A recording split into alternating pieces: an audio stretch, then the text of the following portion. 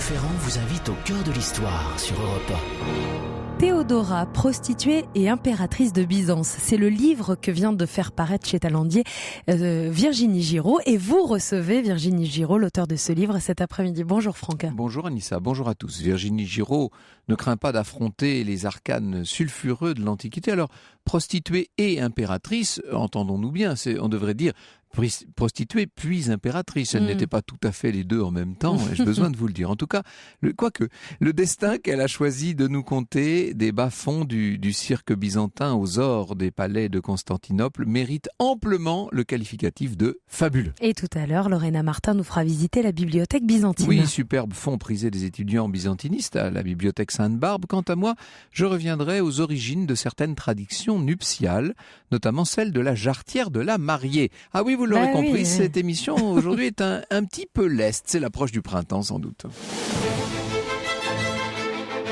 Ah, Byzance, la pourpre, les ors, les mosaïques des basiliques.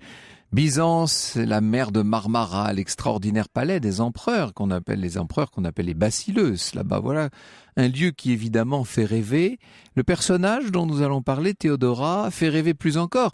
Elle aura connu l'un des plus prodigieux destins, une des plus étonnantes ascensions sociales de tous les temps. Destin exceptionnel au début du VIe siècle. On est en gros, pour vous donner un élément de comparaison, en France à l'époque de Clovis. Cette fille d'un gardien d'ours va devenir la plus fastueuse des impératrices, le genre d'élévation qui ne pouvait pas laisser indifférents les auteurs à travers les siècles. Il y en a eu avant Virginie Giraud, je vous prie de le croire. Elle le dit d'ailleurs, Virginie elle-même. Théodora ne cesse de fasciner depuis son arrivée au pouvoir, il y a près de 1500 ans. Ceux qui l'admirent voient en elle le modèle d'une femme forte, déterminée, capable de régner sur un empire alors qu'elle est née dans la fange. Ceux qui la méprisent redoutent la femme forte, déterminée, qui a su s'affranchir des règles sociales pour régner sur un empire en dépit de son sexe et de ses origines trop basses. On n'a qu'une seule représentation authentique de Théodora, c'est toujours la même sublime mosaïque qu'on voit et qu'on remet sans cesse. Elle orne l'église Saint-Vital de Ravenne en Italie. Il n'y a pas eu de crise iconoclaste à Ravenne, ce qui fait que beaucoup de ces représentations sont demeurées. La célèbre mosaïque, nous dit Joël Chevet, représentant auréolée d'or l'impératrice d'Orient Théodora, a laissé d'elle une image quasi divine. Alors, qu'en est-il de ces toutes jeunes années? Autant dire qu'elles sont assez mal connues. Ce que l'on sait de la jeunesse et de l'ascension de Théodora, on le doit essentiellement à un chroniqueur. Donc vous avez l'habitude de l'émission, maintenant vous savez à chaque fois je dis attention, lorsqu'on a comme ça qu'une source, toujours un peu discutable. Le chroniqueur en plus, en l'occurrence c'est Procope de Césarée, qui est un historien à peu près contemporain, un historien byzantin, qui a écrit sur le règne de l'empereur Justinien, et comme il détestait tout particulièrement l'impératrice, inutile de vous dire qu'il ne l'a pas ménagée dans ses chroniques. Théodora, pour autant qu'on le sache, est née aux alentours de l'an 500, c'est-à-dire un siècle après la création d'un empire romain d'Orient séparé de l'empire romain d'Occident. On est aussi 20 ans après le dernier effondrement de Rome. À ce moment-là, Byzance est la seule héritière de l'empire romain. La ville a une position stratégique à cheval sur l'Europe et l'Asie. Il y a à Byzance, à Constantinople, si vous voulez, cet extraordinaire bouillonnement, tous ces marchands qui sont là avec une habileté byzantine. L'expression entrera évidemment dans la langue courante. Il y a aussi des armées très importantes. Le centre de la vie de Constantinople, c'est l'hippodrome. Imaginez un très vaste amphithéâtre tout en longueur, une piste de 400 mètres de long sur 150 de large, des tribunes gigantesques pour quelques 150 000 spectateurs. Il faut aller, lorsque vous allez aujourd'hui à Istanbul, il faut aller à l'emplacement de cet hippodrome pour prendre la mesure de ses dimensions. Paolo Cesaretti précise, là se concentraient les émotions et en même temps s'organisaient l'économie, le trafic et les approvisionnements. Il attirait cet hippodrome les curieux, les parieurs avides et le peuple des passionnés qui soutenaient les deux équipes rivales, les bleus et les verts, selon les couleurs arborées par certains, héritières diminuées d'une tradition dans la première Rome.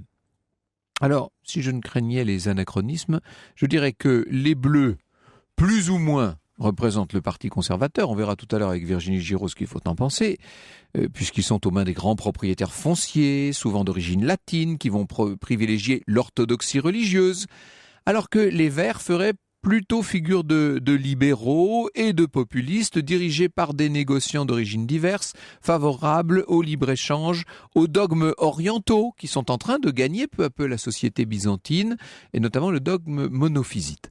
Ces deux factions, donc les Verts et les Bleus, soutiennent chacune leur propre conducteur de chars, des origes extraordinaires, et c'est une opposition qui, vous l'aurez compris, est sportive, ça c'est évident, et d'une certaine manière une opposition de parieurs et puis une opposition politique et presque sociologique d'une certaine manière. Certains des plus grands divertissements de Constantinople se déroulent à l'hippodrome ou dans les amphithéâtres que chaque faction a édifiés à grands frais et où se déroulent les courses. Entre deux courses de chars, qui ont lieu à peu près toutes les 30 minutes, comme sur nos hippodromes modernes, il y a des attractions, ce qu'on appelle les venaciones, des espèces de chasses aux animaux. Alors il y a toutes sortes d'animaux sauvages, des lions, des ours, on donne des petits concerts, il y a des danses avec des jongleurs, des acrobates. C'est un peu l'ancêtre de notre cirque, si vous voulez. Il y a des mimes, etc., des sauteurs, etc. Il faut préciser qu'à Constantinople, l'hippodrome est interdit aux prêtres, aux moines et aux femmes de la bonne société. On est quand même dans une société chrétienne, ne l'oublions pas, même si tout ça est empreint d'antiquité romaine, évidemment.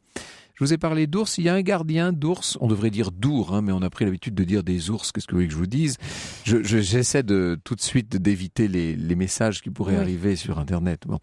Il y a un gardien qui s'appelle Akakios, il est belluaire de l'amphithéâtre, c'est lui qui non seulement est le gardien, mais aussi, si vous voulez, le dresseur, le gladiateur qui va combattre aussi les animaux sauvages. Eh bien, ce bonhomme, pas très fréquentable, est-ce que j'ai besoin de vous le dire ?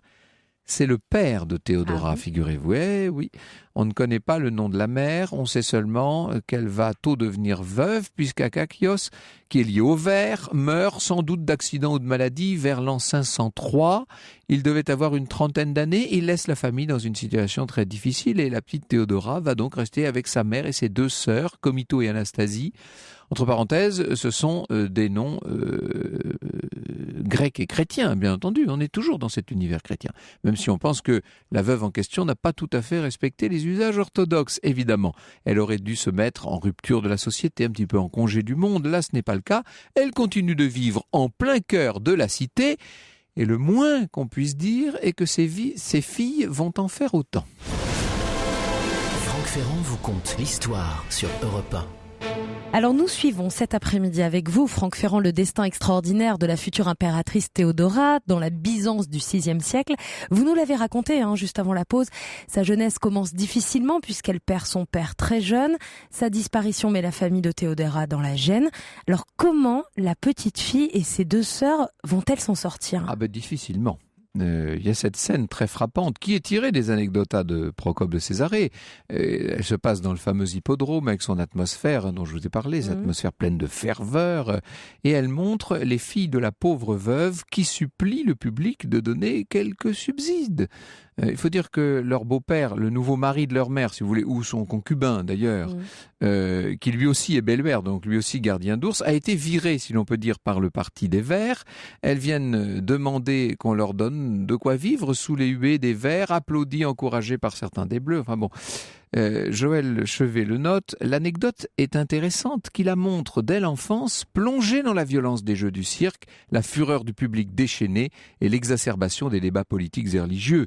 Dans la fournaise survoltée de l'hippodrome, elle acquiert une expérience de la foule qui lui sera précieuse lorsque, impératrice, elle sera confrontée à l'une des émeutes les plus meurtrières de l'histoire de Constantinople.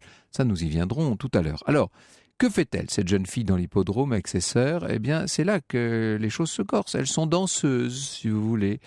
Danseuses nues, évidemment. Théodora est encore bien jeune, mais le moins qu'on puisse dire est qu'elle n'a pas froid aux yeux. Il faut l'imaginer. D'ailleurs, Joël Chevet, dans le même article, décrit ses méthodes. Petite, le teint pâle et les yeux très vifs, elle réussit à attirer tous les regards sur elle. Il est vrai qu'elle ne lésine pas sur les moyens. En fait, elle n'a pas d'autre choix que de montrer le seul trésor qu'elle possède, son corps. Entraînée dès son enfance à l'acrobatie, le funambulisme ou le lancer de disques, elle n'hésite pas à exhiber son impeccable plastique, un simple pagne autour des reins. Elle se produit aussi sur les planches des théâtres de la ville où les pièces classiques ne sont plus à la mode, remplacées par des satires, des bouffonneries et des mimes souvent très obscènes. Délivrée de toute pudeur, elle emprunte très tôt les chemins de la prostitution. C'est dit en termes fort élégants, ce ne sont pas les termes de Procope qui lui va plus loin évidemment. Et voilà ce qu'il nous dit lui. Théodora, étant impubère, ne pouvait coucher avec un homme ni avoir des relations sexuelles comme une femme, mais elle couchait comme un garçon avec des misérables, à savoir des esclaves, qui, accompagnant leur maître au théâtre, profitaient de l'occasion pour accomplir cette funeste action. Virginie Giraud se montre sceptique, j'aime autant le dire. Procope semble très au fait de la sexualité de Théodora avant ses 12 ans, ce qui ne laisse pas de nous étonner, dit-elle. Quoi qu'il en soit, Théodora va grandir, le temps passe, sa beauté la distingue encore et toujours, son corps qu'elle entretient par des soins quotidiens. Il faut imaginer qu'elle passe son temps au terme, il y a des massages, etc. Tous les soins qu'on peut prodiguer à une jeune femme exerçant le métier de Théodora à Constantinople. Vous avez bien compris qu'on a affaire à un personnage pour le moins déluré, qui a beaucoup d'amants. Je cite de nouveau Procope, attention. Avec ses amants, elle était malicieuse et naïve, les épuisant par des techniques d'accouplement toujours nouvelles. Elle réussissait à s'attacher pour toujours l'affection de ces individus dissolus. Il ne lui venait certes pas à l'idée d'être accostée par n'importe qui. Au contraire, c'était elle qui provoquait ceux qui se trouvaient là par ses petits sourires, ses drôles de déhanchements. Jamais il n'y eut de personne plus dépendante de toutes les formes du plaisir. Souvent, elle en venait à se présenter à un repas avec 6 jeunes gens, ou même plus, tous pleins de force et experts en activité sexuelle.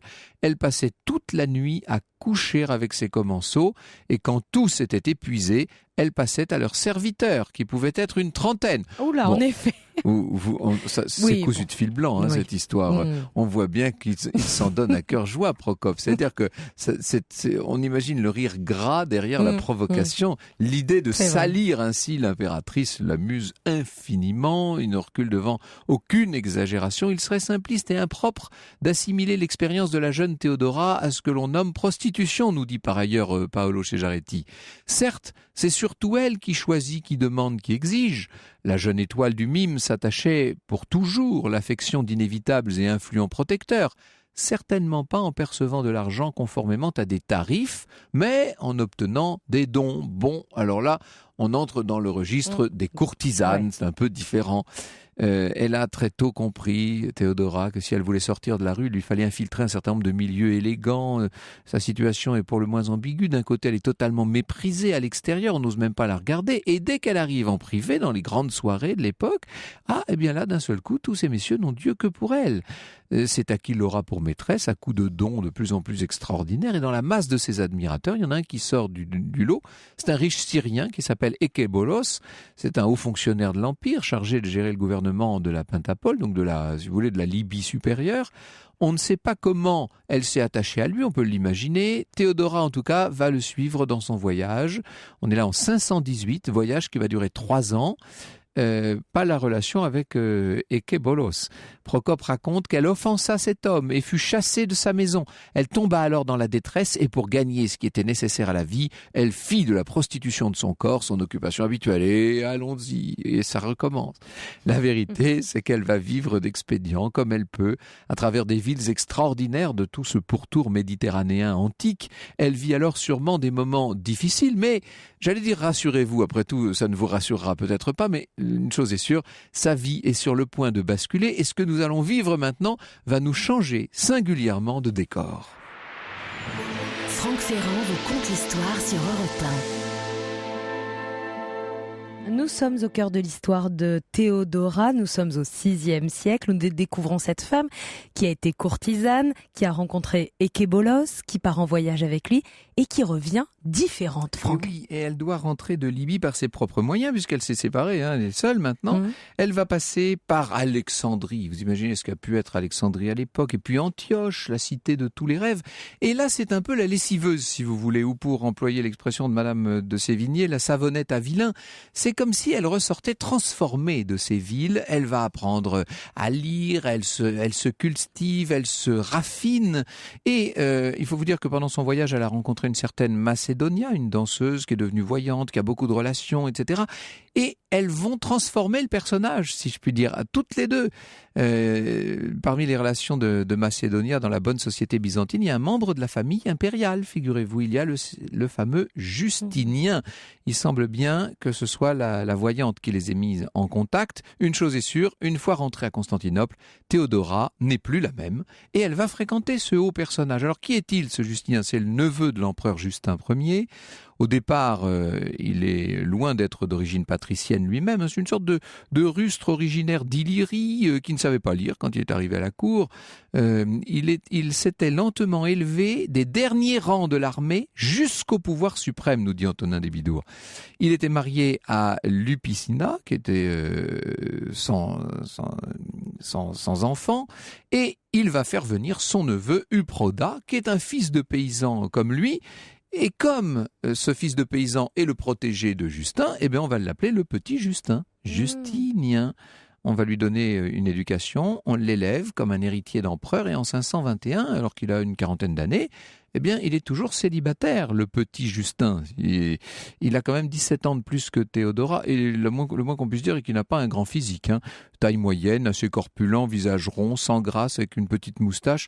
Son éducation a été sévère. Sur le plan des mœurs, il se tient tranquille. Et ça, c'est peut-être la clé pour comprendre ce qui va se passer.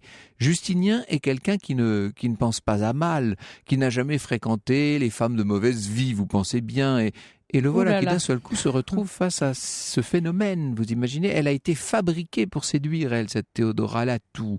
Le regard, les formes, la personnalité, la culture fraîchement acquise, certes, mais qui est bien là, et dont elle va savoir faire le meilleur usage. Et puis surtout ce caractère, cette personnalité si remarquable et si coruscante qu'elle va finalement lui conférer un véritable ascendant sur Justinien.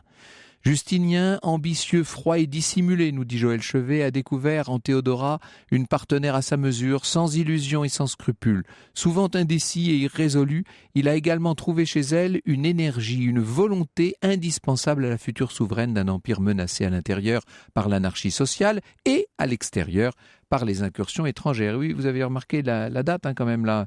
On arrive quand même pas loin du milieu du VIe siècle. Si j'ose l'expression, ça commence à chauffer pour Byzance, bien sûr. Théodora va devenir la maîtresse attitrée du futur empereur. Elle est élevée au rang de patricienne. Ça n'empêche pas d'être détestée par la famille. La mère, notamment la tante de Justinien, qui le déteste. Cette impératrice Euphémie, dont je vous parlais tout à l'heure sous son nom de baptême. En bonne parvenue qu'elles sont, les deux femmes sont totalement snobs. Elles ne veulent absolument pas voir arriver dans la famille quelqu'un qui pourrait souligner leurs propres origines douteuses.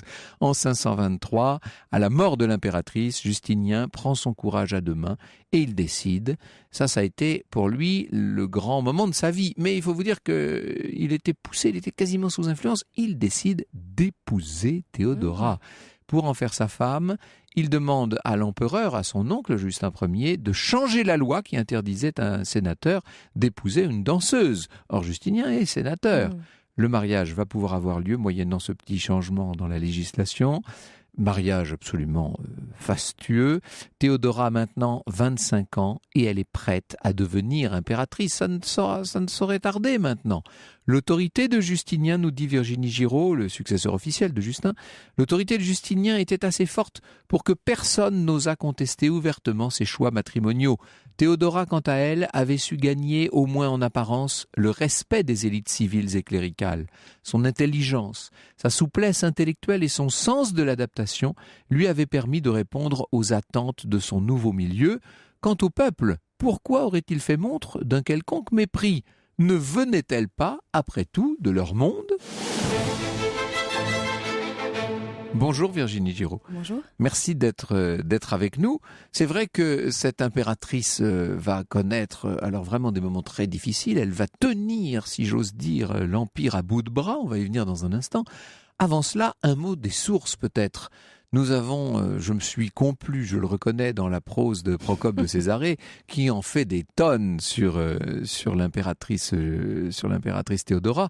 Est-ce qu'on peut faire confiance à Procope, d'après vous ? Pas vraiment, effectivement. Donc, déjà, il faut bien comprendre que pour faire une biographie de Théodora, on entreprend quelque chose qui relève de la gageure. Ben oui, parce qu'il y a très peu de choses. Et oui, et notre source principale, comme vous l'avez dit, est Procope de Césarée. Le problème, c'est que Procope agit sur deux tableaux. D'un côté, il est l'auteur de la propagande officielle de Justinien, puisqu'il a écrit les édifices, les guerres, qui sont les grands livres qui clament les hauts faits de l'empereur et de l'impératrice. Et d'un autre côté, il déteste profondément cet homme et cette femme qu'il ne supporte pas, et dès lors que Théodora va mourir, il va écrire l'histoire secrète. Courageux mais pas téméraire, il attend qu'elle ne soit plus là, bien sûr. Exactement, il tenait à sa tête, je pense. Oui, oui. Et donc il va écrire l'histoire secrète où il va raconter ce qu'il estime être la vérité sur Théodora, ses origines extrêmement douteuses. Et évidemment, on pourrait se dire que Procope n'a fait que mentir, mais néanmoins, il y a un autre auteur de la même époque qui connaissait également Théodora, qui s'appelle Jean d'Éphèse, et qui nous disait que Théodora venait du pornéion, du bordel. Oui. C'est donc bien qu'il était de notoriété publique qu'elle avait pratiqué la prostitution. Oui. Et de toute façon, le peu qu'on puisse savoir de ses origines est tout à fait conforme à cette idée. C'est-à-dire qu'on ne voit pas bien ce qui lui aurait permis de se hisser, si je puis dire, hors de la plèbe où elle vivait, sinon ses charmes. Elle a gagné le beau monde par ses charmes, d'une certaine manière. Elle a quand même fait un détour. C'est très important ce voyage, non ? Et notamment le passage par Alexandrie et par Antioche. C'est quasiment un voyage initiatique. Elle aurait pu récolter un peu d'argent, prendre un bateau et rentrer à Constantinople, mais elle décide de traverser l'intégralité de l'Empire, de suivre les rives de la Méditerranée par l'Orient, et elle découvre dans ce voyage toute la société qu'elle peut croiser dans l'Empire, elle découvre des religieux, elle réaffirme sa foi, qui est probablement monophysite dès sa naissance, mais elle devient extrêmement croyante, elle va défendre d'ailleurs plus tard les moines monophysites, et elle va se créer un réseau à travers les hippodromes dans toutes les villes et rencontrer, comme vous l'avez dit, Macédonia qui va changer sa vie. Ah oui, cette Macédonia joue un rôle essentiel, on va y venir dans un instant. Puis on va revenir un peu sur Byzance, parce que pour tout vous dire, ce qu'il y a de fascinant, et c'est aussi sans doute ce qui vous a motivé dans l'écriture de cette biographie, c'est que ce qu'il y a de fascinant à travers le personnage tellement haut en couleur de Théodora, c'est qu'il nous permet de lever un coin du voile sur cet univers byzantin que nous avons tendance à négliger et à oublier un petit peu aujourd'hui. Europe 1, au cœur de l'histoire. Franck Ferrand. Nous sommes cet après-midi sur Europe 1 au cœur de l'histoire de Théodora, devenue la femme de Justinien, cette impératrice de l'Empire byzantin. Nous allons en savoir plus sur l'époque, sur cette femme, sur Justinien, grâce à votre invité, Franck. Vous recevez Virginie Giraud. Elle est docteure en histoire, spécialiste de l'histoire des femmes et de la sexualité dans l'Antiquité.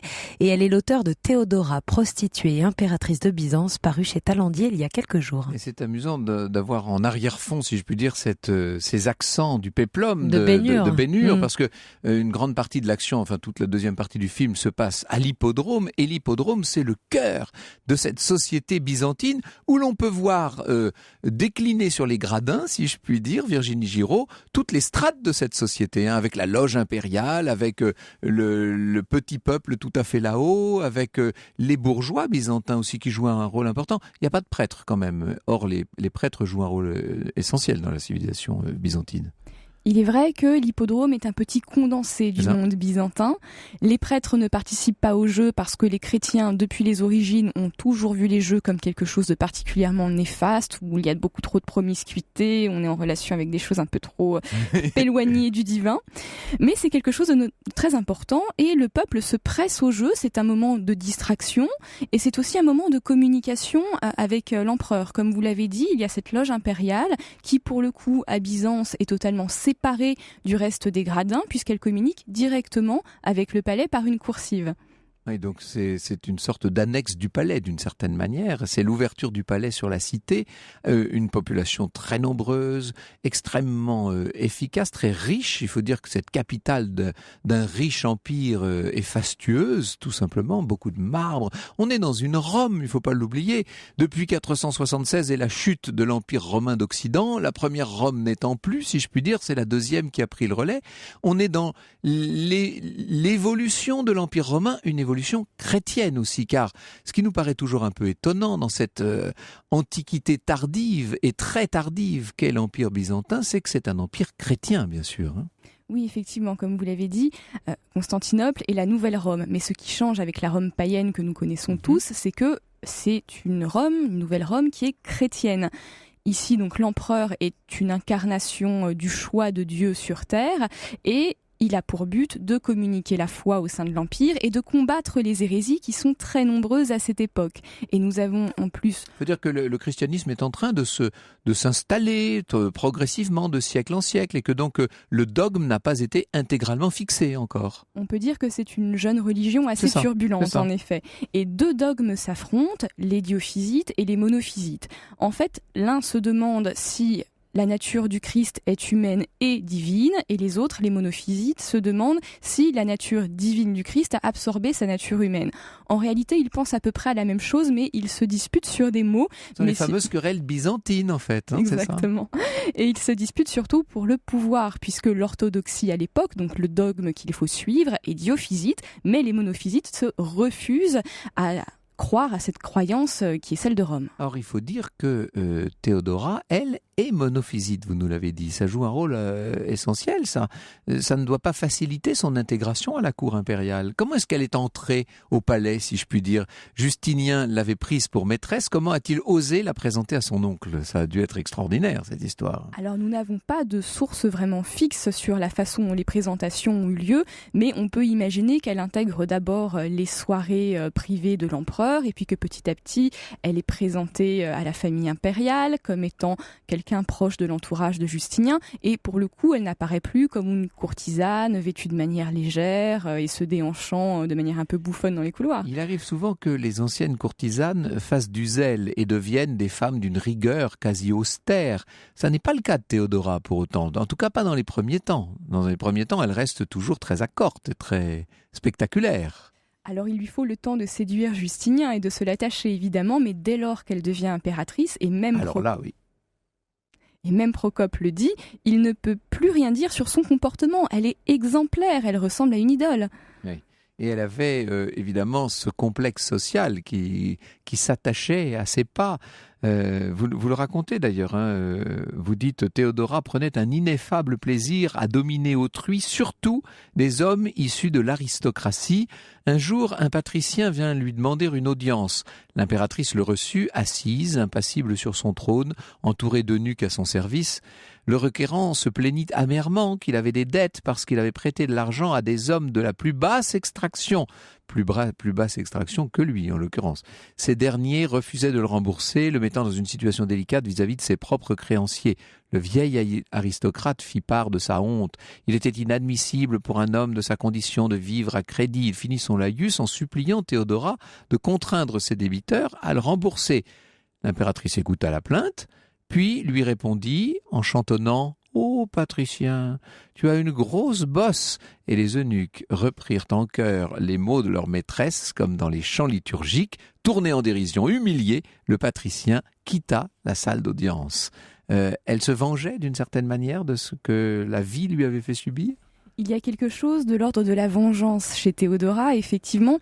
On sent qu'une fois qu'elle est parvenue au sommet de l'État, elle veut conserver sa domination sur le reste du monde. Il faut bien se mettre en tête qu'autrefois, c'était ces hommes qui la dominaient. Certes, elle les séduisait pour obtenir des choses d'eux, mais elle était tributaire d'eux. Et aujourd'hui, elle ne leur doit plus rien. Elle a le pouvoir de les soumettre. Quel plaisir! Que va être le règne de Théodora aux côtés, j'allais dire au-dessus de Justinien? C'est ce que nous voyons dans un instant. Europe 1 au cœur de l'histoire. Franck Ferrand. Nous sommes au cœur de l'histoire de Théodora cet après-midi, cette courtisane devenue impératrice de Byzance.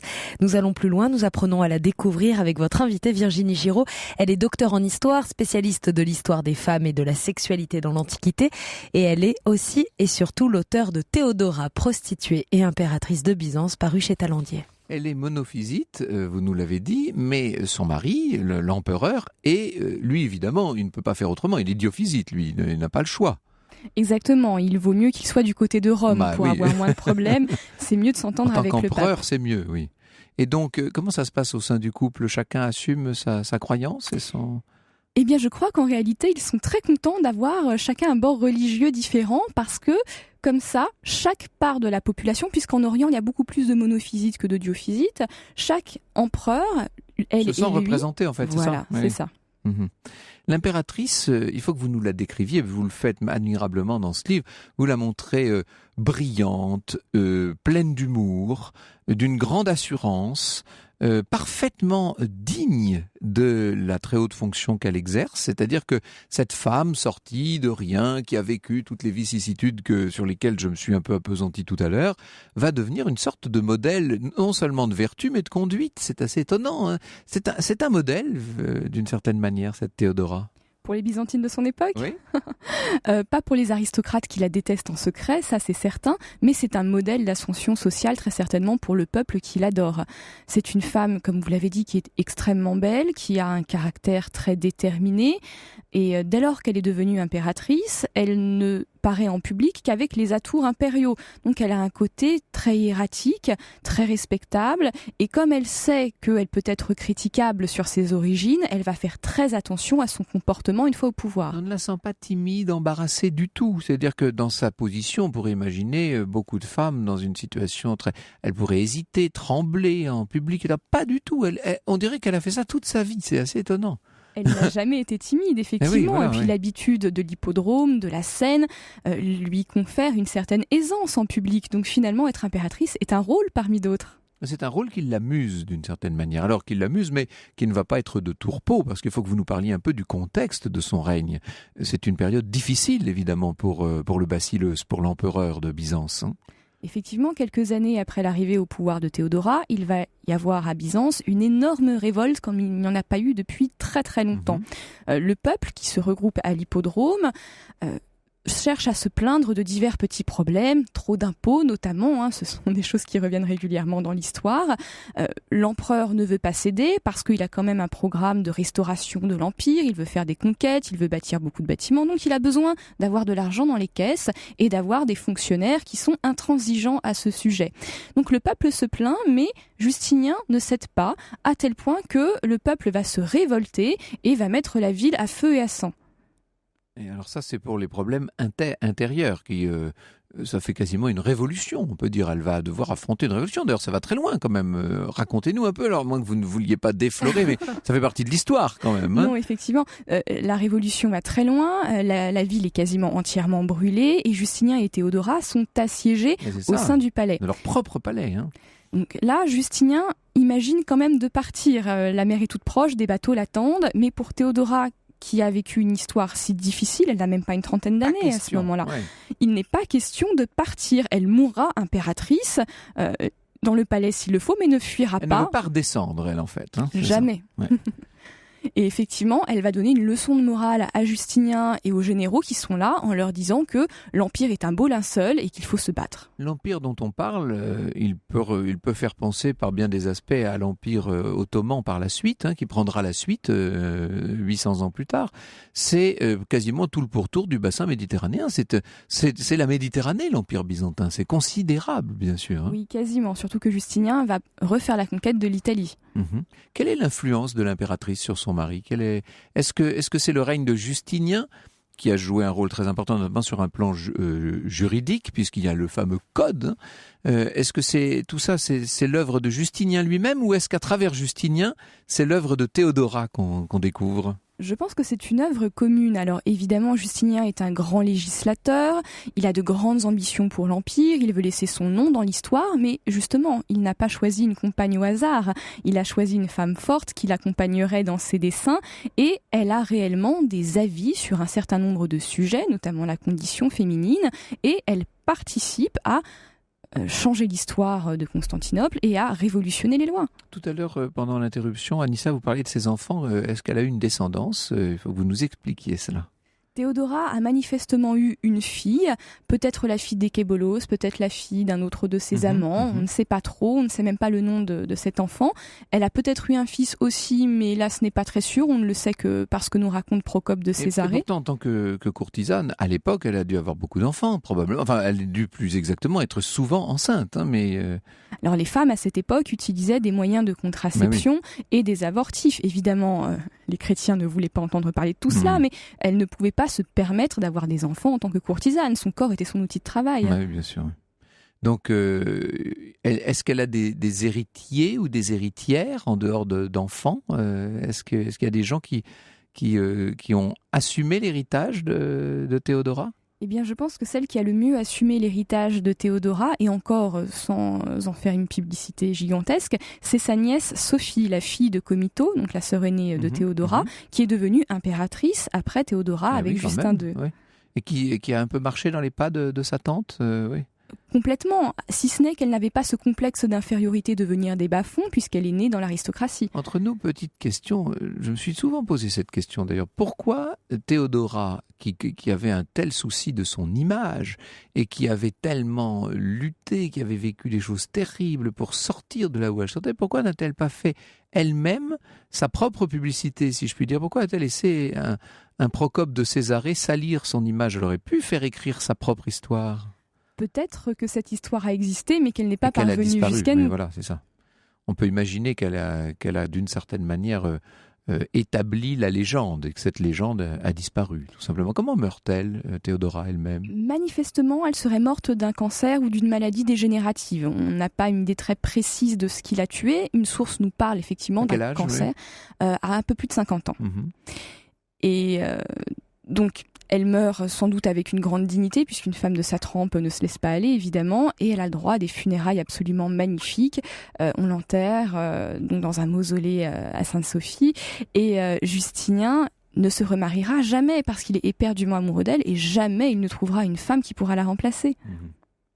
Théodora l'irremplaçable, le véritable sous-titre de votre ouvrage, c'est Prostituée et impératrice de Byzance. C'est de Virginie Giraud, vous l'aurez compris, et c'est publié chez Talandier. Merci beaucoup de nous avoir fait rêver. Vous avez remarqué qu'à chaque fois qu'on parle de Byzance, on rêve. C'est quand même pas mal. Hein. C'est vrai. C'est la réponse aux auditeurs qui disent pourquoi encore Byzance ? Mais parce que Byzance, ça fait rêver. Ouais, tout simplement. Europe 1, au cœur de l'histoire. Franck Ferrand. Nous sommes au cœur de l'histoire de Théodora, l'impératrice de Byzance depuis 14 heures. Il est temps maintenant de voyager et d'aller visiter la bibliothèque byzantine. Alors, je pensais que vous alliez nous emmener, décidément, vous me prenez à contre-pied tous les jours. Bonjour Lorena Martin. Bonjour Franck. Je me disais, ça y est, nous voilà partis pour bah Istanbul. oui, pas du tout, on reste à Paris. Ah bon, en fait. on reste à Paris, on va à la bibliothèque byzantine qui fait partie de l'Institut des civilisations au Collège de France. Et il faut savoir que le Collège de France regroupe 13 bibliothèques, dont celle-ci. Il y a la bibliothèque d'égyptologie, d'études japonaises, chinoises. Oui, et tous ces départements de recherche, bien sûr. Exactement. Évidemment, hein. Et la bibliothèque byzantine est actuellement hébergée dans les locaux de la bibliothèque Sainte-Barbe, donc au 4 rue Valette, dans le 5e, parce que son site d'origine est actuellement en travaux. Normalement, elle se situe au 52 rue du Cardinal Lemoine. Et cette bibliothèque, comme beaucoup d'autres, est fondée sur ce qu'on appelle un fonds, c'est-à-dire qu'il y a eu un don de bibliothèque déjà constitué, en fait. Hein. Oui, elle date de 1929, cette bibliothèque. Elle a près de 90 ans et on la doit à Thomas Whitmore, un érudit américain qui l'a fondée à Paris, conjointement à ses activités à l'Institut byzantin de Boston, aux États-Unis. Il était professeur d'anglais, archéologue, amateur, philanthrope. C'est un peu le père d'Indiana Jones, un peu. Voilà, défenseur du patrimoine. Et il va consacrer sa vie à 3 domaines qui lui tiennent particulièrement à cœur, l'archéologie, la conservation et les bibliothèques. Et il a joué un rôle dans la conservation des mosaïques de Sainte-Sophie et de Saint-Sauveur d'Istanbul notamment. Quand on suit des études byzantines, il vaut mieux aller quand même fréquenter cette bibliothèque. C'est où concrètement, parce que c'est pas au Collège de France même, non, en fait. C'est donc aux 4 rue Valette, Voilà, dans le 5e. Et donc, dès le début de sa création, le but de cette bibliothèque est d'accompagner le travail des chercheurs et des étudiants byzantinistes et des spécialistes vraiment du monde entier. Et on retrouve donc les archives de Thomas Whitmore, qui sont bien sûr conservées dans d'autres endroits en France et aux États-Unis. Mais à la Bibliothèque byzantine de Paris, le fonds d'archives est en cours d'ailleurs de numérisation, on m'a dit. Et donc, il couvre toutes les activités de Thomas Whitmore de 1890 à 1950, toutes ses missions en Égypte, en Russie, en Grèce, en Turquie, tout le développement des études byzantines. Combien de livres sur le monde byzantin ? Il y a près de 50 000 ouvrages oui. français et étrangers sur la civilisation byzantine depuis la fondation de Constantinople jusqu'à sa chute. Je me mets à la place d'un auditeur ou d'une auditrice qui n'habite pas trop loin du 5e arrondissement, qui a envie d'y aller cet après-midi. C'est aussi simple que ça ? Non, c'est pas tout à fait simple. On y va bien sûr pour des raisons soit professionnelles, soit personnelles, mais il faut toujours bien sûr justifier un besoin ponctuel de consultation de ces collections. Sinon, l'accès est bien sûr réservé aux enseignants, chercheurs, étudiants à partir du master et parfois de licence. Merci beaucoup, Lorena. Finalement, nous avons voyagé d'une autre façon, mais les livres, c'est aussi une belle façon de voyager. Europe 1, au cœur de l'histoire. Retour aux origines. Et aujourd'hui, c'est un retour aux origines consacré à un accessoire, souvent au cœur des mariages, c'est la jarretière. Elle vient d'où cette jarretière ? Alors la tradition dans le mariage, pour tout vous dire, c'est très difficile à dire. C'est une tradition populaire relativement moderne. Et il s'agit, vous savez, on met en vente la jarretière de la mariée en faisant lever la robe de la mariée. Voilà, on fait monter les enchères. C'est une façon tout simplement de financer une partie du mariage. Oui. Ouais. Ou le voyage de noces, ça peut arriver aussi. Bon, il y a beaucoup de gens qui n'apprécient pas trop cette tradition. Ça se fait de moins en moins. J'en fais partie, pour tout vous dire, je trouve ça bizarre, moi. Mais enfin bon, bref. Alors, la jarretière, en tant que telle, elle apparaît au XIIe siècle, au niveau du jarret. D'où son nom, évidemment. Au départ, ce n'est pas un accessoire spécifiquement féminin. Il y a des jarretières pour les hommes et des jarretières pour les femmes. Et la plus célèbre de toutes les jarretières, si j'ose dire, elle appartient bien sûr au roi Édouard III. Vous connaissez cette histoire ? Il y a un bal. La comtesse Jeanne de Salisbury perd par mégarde sa jarretière pendant la danse. Les gens commencent à sourire, voire à rire et à penser à mal, n'est-ce pas ? Et le roi Édouard, qui donc est l'amant de la belle Jeanne, se baisse, ramasse la jarretière, n'est-ce pas, et il l'attache autour de son propre genou. Honni soit qui mal y pense, n'est-ce pas ? Ça va être l'origine d'un ordre de chevalerie parmi les plus prestigieux de la planète. Sa fondation date précisément de 1348. Et puis, on a tout ce qui s'attache à cela, toutes les cérémonies. Inutile de vous dire que quand c'est aujourd'hui la reine Elisabeth qui préside les cérémonies de la jarretière, ça n'a pas tellement spécialement de connotation sexuelle. Au cœur de l'histoire